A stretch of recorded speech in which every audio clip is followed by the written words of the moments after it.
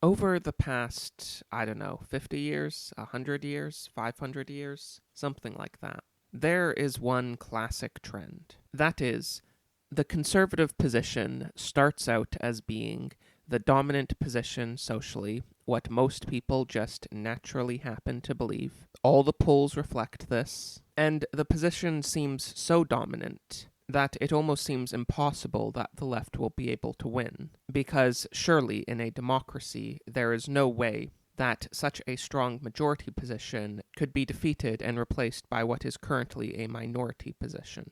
However, the left pushes for whatever this social change that they're looking for is, and somehow they get it either in whole or in part. And conservatives wait and they say, oh, now they've really stepped over the line. Now they're really going to get it.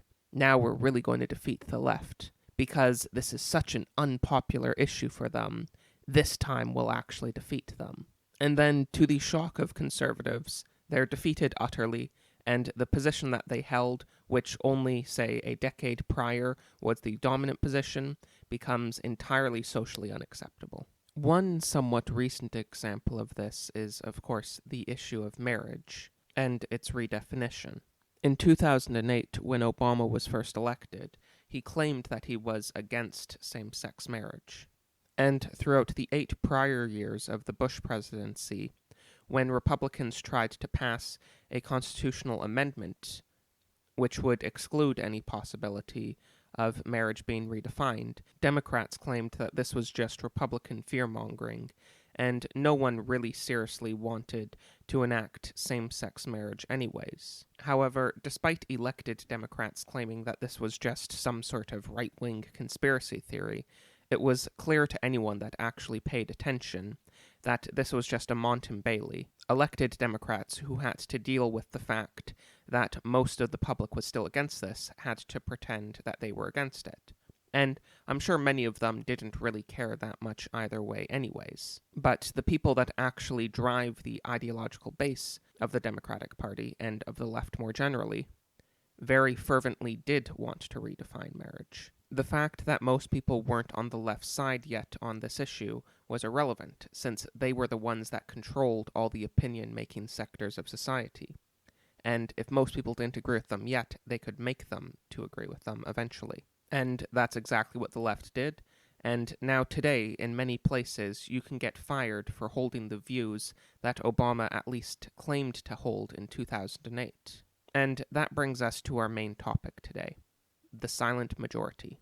The concept of the silent majority is, without a doubt, the biggest cope of the mainstream right. On many issues, it is simply not the case anymore that the right does have any sort of silent majority.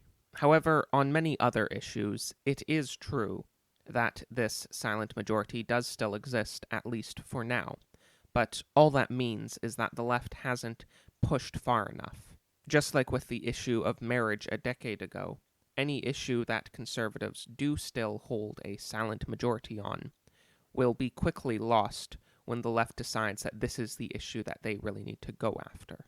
This is something which really should be realized now by any mainstream conservative that has had the ability to reflect on the vast social changes that have occurred over the past several decades. But unfortunately, this silent majority trope is not only still common, but it's very common. And this last Wednesday, Ben Shapiro was exhibiting this same mentality. He was coping. If they realize they're out over their skis with regard to the border policy, they're also beginning to realize that they are out over their skis with regard to how far they went with this Georgia law. There's a brand new poll out from Morning Consult. It shows that a plurality of Americans actually support Georgia's new election law. 42% of Americans say that they support Georgia's election law compared to 36% who say that they don't support Georgia's election law.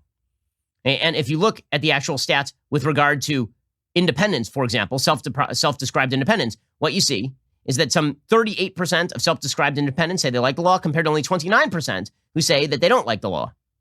It's only among Democrats that people say that they are not a fan of the law. So Democrats are losing this argument despite all of their political propaganda. Now, Ben Shapiro is, of course, not really wrong here. A slim plurality of Americans do indeed support the most basic election integrity measures possible. And that's a good thing, I guess. It's certainly better than a plurality of them opposing these laws. But okay, I should be fair to Ben Shapiro. If he was here, he would say that he's not just celebrating because the Republicans are beating the Democrats by 6 points on one specific issue. He would say that the reason why this is so important is precisely because there has been such a ridiculous media onslaught on this law. And despite that, a plurality of Americans still support it. This shows that there's a significant amount of Americans that aren't willing to just accept whatever propaganda the mainstream puts out for them to accept. And Ben Shapiro wouldn't be wrong to say any of that. There is a very large amount of distrust in the media, especially from right-wingers, but even from other people. And a lot of people know to just shirk off things that they say when they seem weird or ridiculous. And again, none of that is even really, strictly speaking, wrong. The problem is that he's missing the bigger picture. Let's take another look at what he thinks this blowback will lead to. There's that look in the eyes. They all understand that they've been trapped into this. The same administration that is currently pushing to give money to the Iranian terrorist government is saying that corporations shouldn't do business in Georgia. But, oh, by the way, maybe they should actually do business in Georgia. The media is in the same trap. The thing that the media are respected by the American people for is not the thing they want to do. And the thing the Democrats were elected to do is not the thing they want to do. They were elected to be not Donald Trump. They were not elected to be radical. The Democrats can't stop themselves. They're going to be radical, and the American people are going to backlash against them. It is going to happen. In 2022, it's not going to be a good year for Democrats. Okay, and the same thing holds true for the media. The media, whatever level of baseline respect people were willing to give to the media, was rooted in the idea that they were going to actually cover the news, not manufacture the news. But they don't want to they don't want to cover the news. They want to be activists. This is what they would like to do with their lives. If you talk to journalists, they see themselves as, quote unquote, making the world a better place, not by reporting the news, by crafting the narrative. Well, the problem is that this leads them into dead ends where they don't actually report the news. They manufacture the news wholesale. And that's what it mostly comes back to, 2022. Ben Shapiro says that this backlash will result in the Democrats losing big in 2022.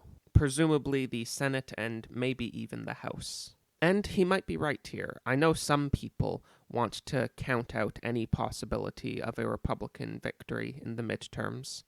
I don't know, it's possible. It's what happens historically. It's also quite possible that they will lose. I don't think that there's much point in me making a definite prediction at this point. But my point with all of this is just to demonstrate the impotence of the position that Ben Shapiro is in. It is true that some of the Democrats' most radical policies are still generally unpopular with the American people. And it's also true that when the midterms happen, there may be an electoral backlash to the Democrats. But does any of this actually mean anything for putting the foot down on the constant progress that we've been experiencing? Will any of this actually result in any meaningful changes? Or will it just result in a bit of obstructionism and maybe some tax cuts? And this isn't anything specific to Ben Shapiro. This is all the so-called silent majority has ever been able to produce. At most, slowing things down slightly until the inevitable train of progress comes through. Pretending that barely beating the Democrats on polls is anything other than a sign that the Democrats are going to win eventually is just a cope. Thanks everyone for watching. Please donate on Subscribestar or Patreon if you enjoy this content, or buy my t-shirt on Teespring. And please remember to like, comment, subscribe, hit the bell, and share these videos with anyone who you think will enjoy them. And a special thanks to my donors. We live in a society. Yourself, Siphius Rex, Litta, Max Jerome, Emmett Vestry, Richard, Convert, Quo Pregranator, Josiah, King of Evil Florida and the Moon, Seth Apex, Cringewalker, Zian Harris, Thomas Thomist, Augustine, Sky Toucher, Matthias the Templar, Lewis, and the Phantom. Thank you again everyone for watching, and goodbye.